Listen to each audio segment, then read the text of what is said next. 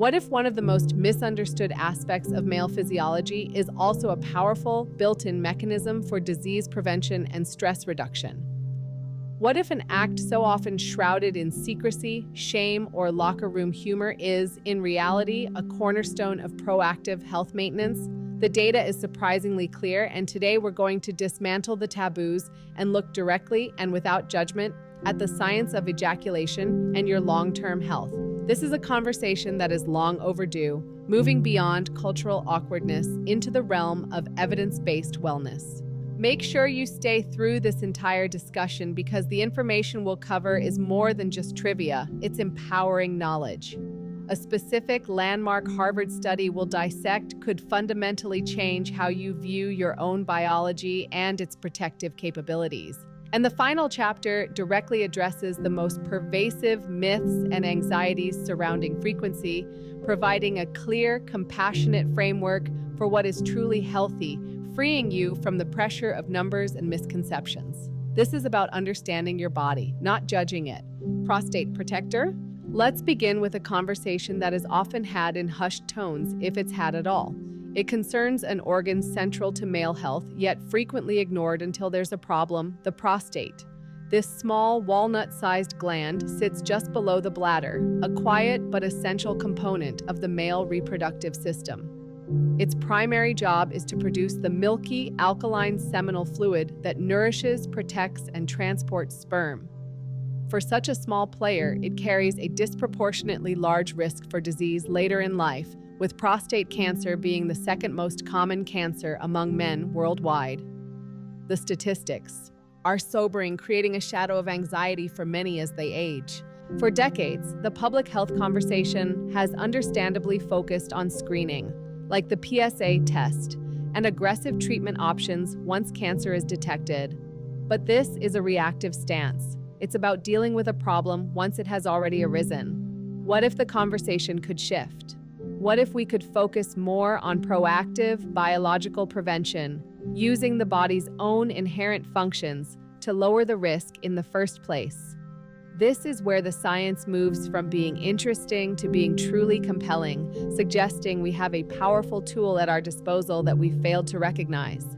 A landmark study, a true titan in this field of research, was conducted by researchers at Harvard University and published in the prestigious journal European Urology.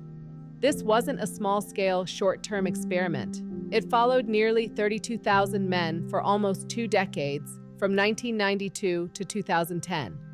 The sheer scale and duration of this research are what give its findings such extraordinary weight and credibility. The researchers weren't just looking at a snapshot in time. They were tracking real-world health outcomes over a significant portion of these men's adult lives, providing a robust and meaningful data set. The core finding of this exhaustive study was a powerful, dose-dependent correlation. Men who reported a higher frequency of ejaculation appeared to have a significantly lower risk of developing prostate cancer. This wasn't a minor, statistically insignificant blip. The data was clear, consistent, and powerful. The more frequent the activity, the lower the risk appeared to be. It was a direct relationship that demanded a deeper biological explanation. The evidence pointed towards a simple, repeatable behavior, having a profound long-term protective effect. The group that captured the headlines and sparked a global conversation was men who ejaculated 21 or more times per month. This cohort, when compared to a baseline group with a much lower frequency, in the range of 4 to 7 times per month, showed a risk reduction for prostate cancer of up to 33%. A 1/3 reduction in risk is a monumental finding in cancer prevention research. Now, it's absolutely critical in science that we distinguish between correlation and causation. This study demonstrates a powerful link, but it doesn't definitively prove that one action causes the other. However, the biological hypothesis for why this would be the case is incredibly strong, logical, and widely supported. It's what gives this correlational data its scientific teeth. It's often referred to as the prostate stagnation hypothesis. To understand this, think of the prostate gland not as a static object, but as a dynamic living factory with a series of intricate ducts and channels. It is constantly producing its fluid and, in the process, also generating cellular byproducts and filtering substances from the bloodstream. It's an active metabolic organ. The stagnation theory suggests that if this prostatic fluid remains stagnant for long periods, it could lead to a buildup of old cells and potentially cancer-causing substances or carcinogens within these delicate prostatic ducts. These carcinogens might be environmental toxins that have found their way into the body or simply the natural byproducts of the gland's own metabolic processes. Over time, this chronic exposure and internal inflammation could increase the risk of DNA damage to the prostate's epithelial cells, which is the first step in the development of cancer. Ejaculation, within this biologically plausible model, acts as a regular mechanical flushing mechanism. It's physiological housekeeping. Each event clears out the ducts, removing the stagnant fluid, the old cellular material, and any accumulated carcinogens before they have the chance to sit, fester, and do long-term damage. It's a simple, elegant, and powerfully intuitive explanation for the protective effect observed in the Harvard study and several others that have produced similar findings. It reframes the act as essential maintenance. This isn't about a single magic number. The number 21 became the media-friendly headline, but the real actionable takeaway is the underlying principle of frequency and consistency. The data showed a graded dose-dependent response, meaning that risk seemed to decrease progressively as frequency increased. The core message is not that you must hit a specific quota, but that regular clearing of the prostate gland appears to be beneficial for its long-term cellular health. It's about regularity, not a specific target. Understanding this transforms the act from something purely recreational or procreative into an act of physiological self-care, much like stretching to maintain flexibility, lifting weights to maintain muscle mass, or engaging in cardiovascular exercise for heart health. It reframes a fundamental biological drive as a key component of a man's preventative health toolkit, a tool that is free, accessible, and entirely within one's own control. This knowledge empowers you to move past cultural awkwardness and see a basic function for what it is, a mechanism for self-preservation. This perspective shift is absolutely crucial because the psychological barrier is often the highest and most difficult to overcome. The entire topic is shrouded in so much cultural baggage, inherited shame, and pervasive misinformation that we often fail to discuss it from a straightforward, health-oriented perspective. By grounding the conversation in robust data from world-class institutions like Harvard, we can begin to strip away the layers of taboo and look directly at the mechanism. It's about physiology, it's about cellular health, it's about risk reduction. The prostate gland is an active, living part of your body, and like any other part, it benefits from performing its natural intended function. Allowing it to do so regularly is not a sign of vice, indiscipline, or weakness.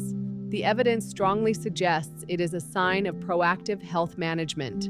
It's a small investment in your future, a simple action you can take today to potentially reduce your risk of a serious disease decades from now. That is a truly powerful concept. And it's only the beginning of the benefits we're going to discuss. The effects on the brain are in many ways even more immediate and profound. In brain benefits, when we move our focus from the prostate gland to the command center of the body, the brain, the conversation shifts from long-term cellular prevention to the immediate, palpable effects on your mental and emotional state. The experience of orgasm is not just a peripheral physical event happening somewhere down below. It is a profound neurological event, orchestrated by a complex and powerful cascade of neurochemicals. It is a symphony in your brain. Understanding this neurochemical cocktail is the key to understanding why it feels the way it does, and more importantly, how it serves as a powerful built-in tool for stress management, mood regulation, and even social bonding. The first and most famous player in this neurological orchestra is dopamine.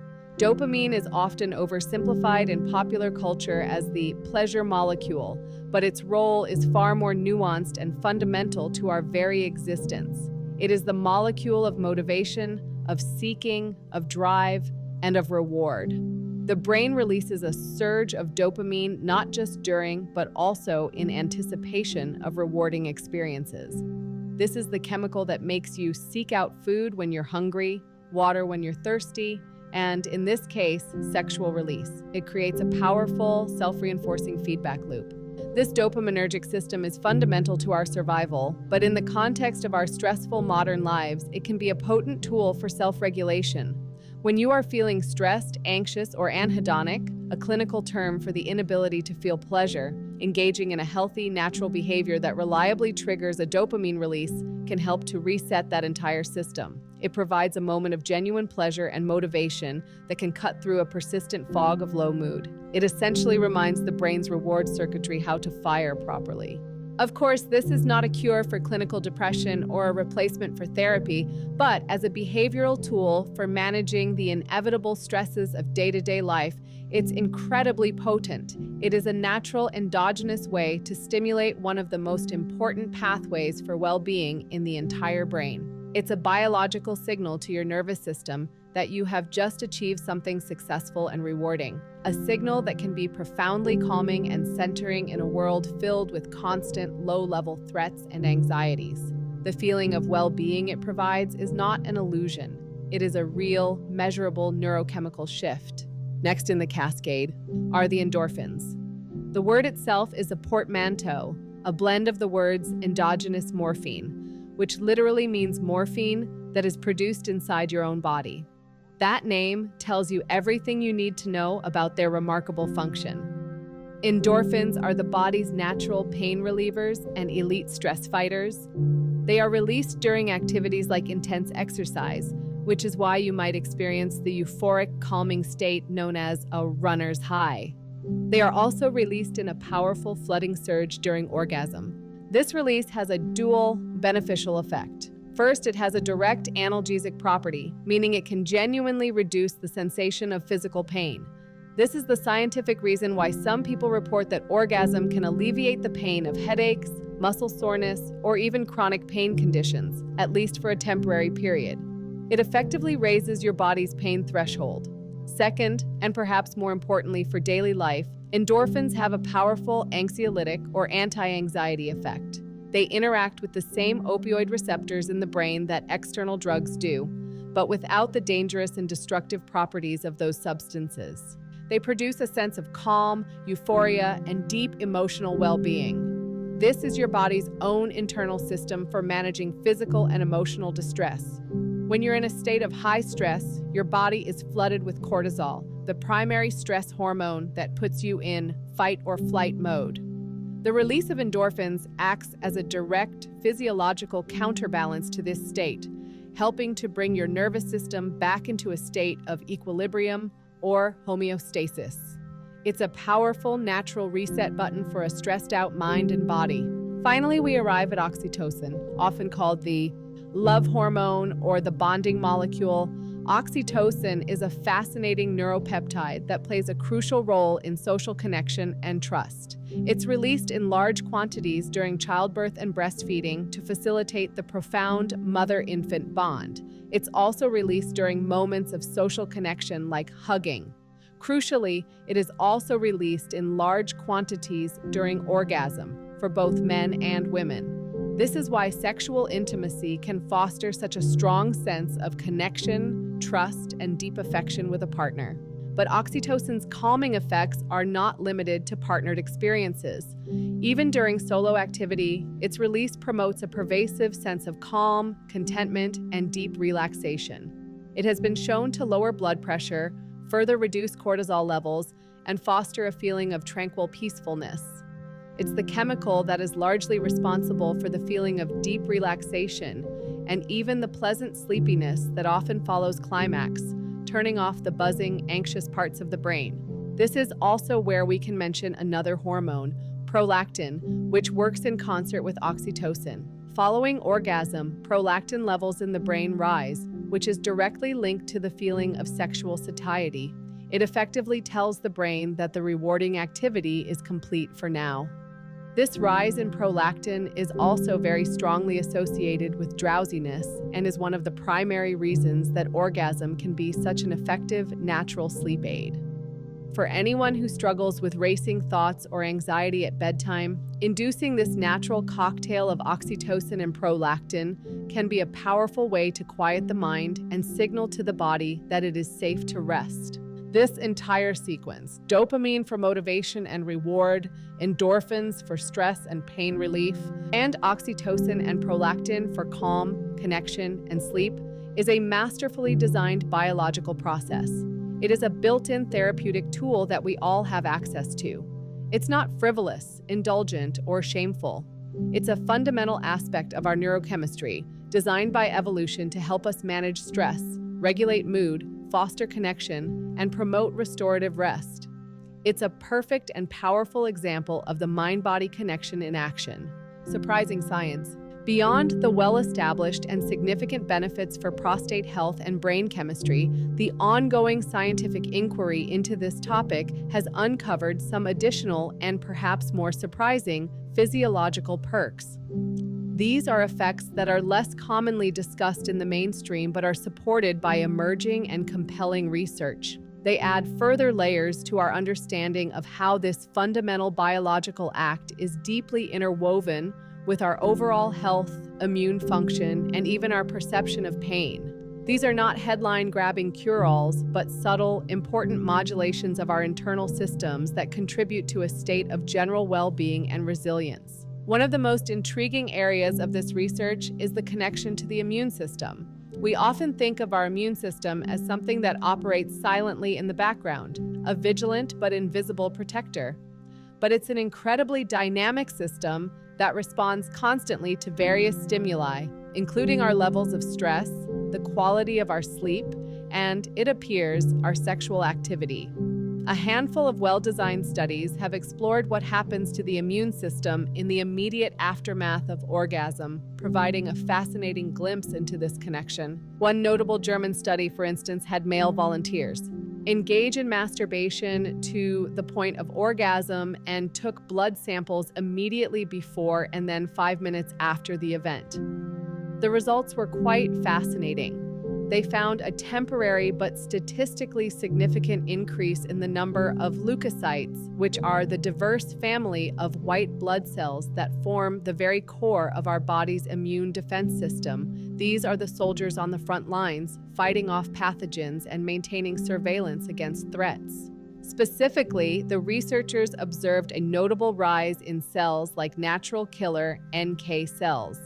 NK cells are a type of cytotoxic lymphocyte that plays a major role in our innate immunity, with a crucial function in the rejection of tumors and the destruction of virally infected cells. Now, it's absolutely crucial to interpret this correctly. This does not mean that having an orgasm will cure a common cold or prevent you from getting the flu. The effect observed was transient, meaning it's a short-term boost that returns to baseline relatively quickly.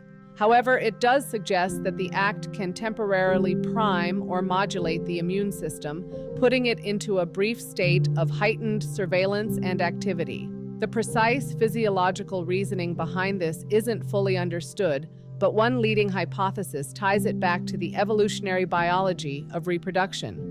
The theory posits that any act that involves the potential introduction of foreign bodies or pathogens might have prompted the immune system to ramp up its defenses as a biological precautionary measure. It's an ancient protective reflex. Regardless of the why, the finding itself is compelling. It serves as a powerful illustration that this is not a system operating in isolation. The nervous system, which triggers the event, the endocrine or hormonal system, which releases the chemical cocktail, and the immune system are all in constant, intricate communication. The massive neurochemical and hormonal shift that occurs during orgasm is not just felt in the brain as pleasure. It sends ripples of information throughout the entire body, and the immune system clearly listens and responds. Think of it less as taking a vitamin C tablet and more like a brief internal fire drill for your immune cells. It's a momentary activation that helps keep the system sharp and responsive. Another lesser-known but well-documented benefit is its role as a natural analgesic, or painkiller. We touched on this briefly when discussing the role of endorphins, but it's worth exploring in more detail because its practical applications can be quite significant. As we established, the powerful surge of endorphins, the body's endogenous opioids, can significantly raise your pain threshold for a temporary period. This is not a placebo effect. It is a genuine, potent neurochemical process with measurable results. The most studied application for this powerful analgesic effect is in headache relief. A fascinating study published in Cephalalgia, the official peer-reviewed journal of the International Headache Society, surveyed people who suffer from two of the most severe types of headaches, migraines and cluster headaches, about their experience with sexual activity during a headache episode. The findings were nothing short of remarkable and offered a ray of hope for sufferers. For migraine patients, over 60% reported an improvement in their symptoms, with a significant portion of those reporting moderate or even complete relief from the debilitating pain. For those with the notoriously excruciating cluster headaches, often described as one of the most painful conditions known to medicine, about a third of respondents reported tangible relief. The proposed mechanism is the massive endorphin release at the point of orgasm, which acts on the central nervous system to dampen or block pain signals from reaching the brain. It essentially floods the brain with its own powerful, natural, pain-relieving chemicals, which can override or diminish the pain signals being generated by the headache. This provides a non-pharmacological option that, for a significant number of people, can provide real, tangible relief when they need it most. It might not work for everyone, and the relief may be temporary, but it is a valid, documented, and scientifically plausible phenomenon. This is your body's innate healing capacity at work. This analgesic effect is not limited to headaches. Anecdotally, and supported by the same mechanism, it can also apply to other forms of chronic pain, like arthritic joint pain or nagging back pain, providing a brief but welcome window of respite. It highlights, once again, the power of our internal pharmacy.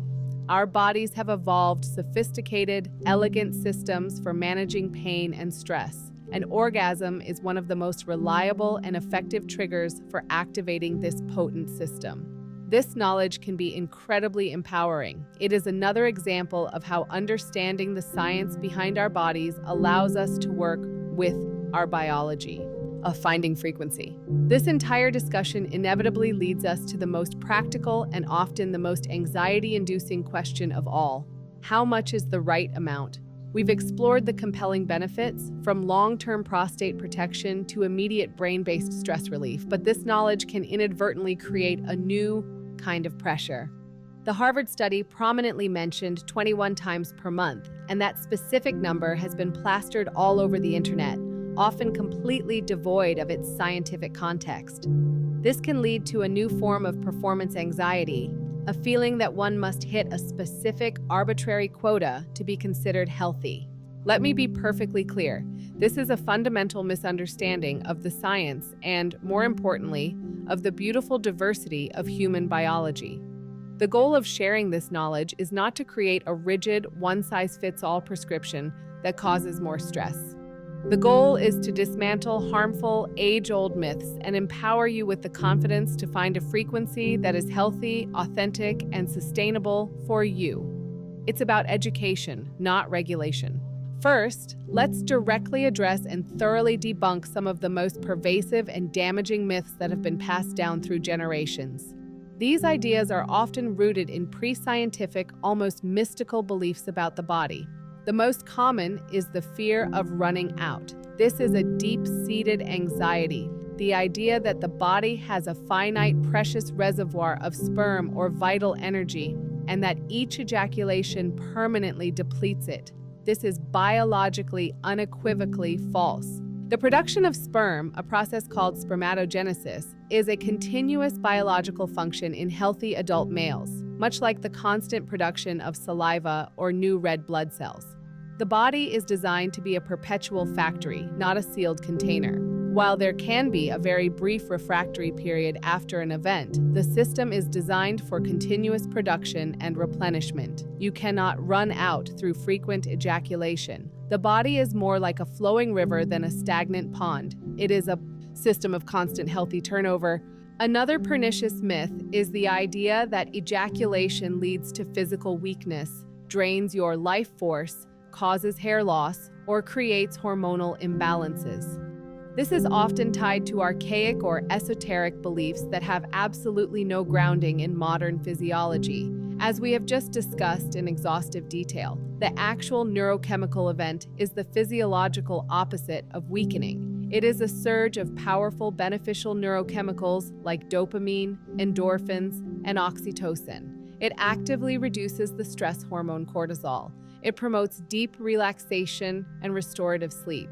From a biological and psychological standpoint, it is a restorative and regulating act, not a depleting one. The feeling of peacefulness or sleepiness afterwards is not a sign of weakness. It is the intended and highly desirable effect of oxytocin and prolactin, bringing your nervous system from a state of high alert into a state of deep calm. To frame that healthy physiological response as a negative is to fundamentally misinterpret how your own body is designed to function for your benefit. However, this is where a crucial and responsible distinction must be made. While the act itself is profoundly healthy, it is also a rewarding behavior. And like any rewarding behavior, from eating to shopping, it can become compulsive for a small subset of individuals. This is where we need to carefully differentiate between a healthy, high libido and a behavior that is causing genuine distress or dysfunction in one's life. The clinical term for this is compulsive sexual behavior disorder, or CSBD. This diagnosis is not about a specific number of times per week or per month. A person could have a very high frequency and be perfectly healthy and thriving, while another person could have a much lower frequency that is causing them significant problems. The key diagnostic factor is not the number, but the function of the behavior in your life. What role is it playing? Is it a source of pleasure and connection, or a tool for escape and avoidance? The signs of compulsion are the same as they are for other compulsive behaviors. The first sign is a loss of control. You find yourself engaging in the behavior more than you want to for longer than you intend, or you feel unable to stop or cut back even when you try. The second sign is the presence of negative consequences. The behavior starts to interfere with your work, your academic performance, your important relationships, your responsibilities, or your mental health, yet you continue to do it anyway. The third, and perhaps most important sign, is using the behavior primarily as an escape. It becomes your sole, go-to coping mechanism for dealing with difficult emotions like anxiety, loneliness, boredom, shame, or depression. When it stops being about genuine pleasure, intimacy, or stress relief and becomes a tool to numb yourself from your own life, that is a clear red flag that the behavior has crossed from a healthy drive into a compulsive pattern that may require professional support to address. For the vast majority of men, this is not the case. The desire for release is a normal, healthy biological drive. So, we return to the central question. What is the right frequency? The answer is the frequency that feels right for you, that aligns with your natural libido and energy levels, that fits into your life without causing distress, and that leaves you feeling better, not worse. The number from the Harvard study, 21, should be seen not as a prescriptive target, but as liberating. Evidence that a relatively high frequency is not only safe, but likely beneficial for your long-term health. That number should free you from the fear that you're overdoing it, provided the behavior is not compulsive and is not causing problems in your life. It's about listening to your own body and your own mind, not adhering to an external standard. There is no magic number. Whether it's a few times a week or significantly more, the key principles are balance, consent, when with a partner, and honest self-awareness. The goal is to integrate this scientific knowledge into a healthy, shame-free, and positive relationship with your own sexuality and biology. It's about finding your frequency, not chasing someone else's. This journey of understanding isn't just about a physical act. It's about reclaiming a vital part of your health that has been shrouded in silence and shame for far too long. Understanding the why behind your body's functions gives you power. By embracing this natural mechanism as a legitimate tool for self-care, you're not just protecting your prostate, you're actively managing stress, improving your sleep, boosting your mood, and building a more honest and empowered relationship with your own well-being.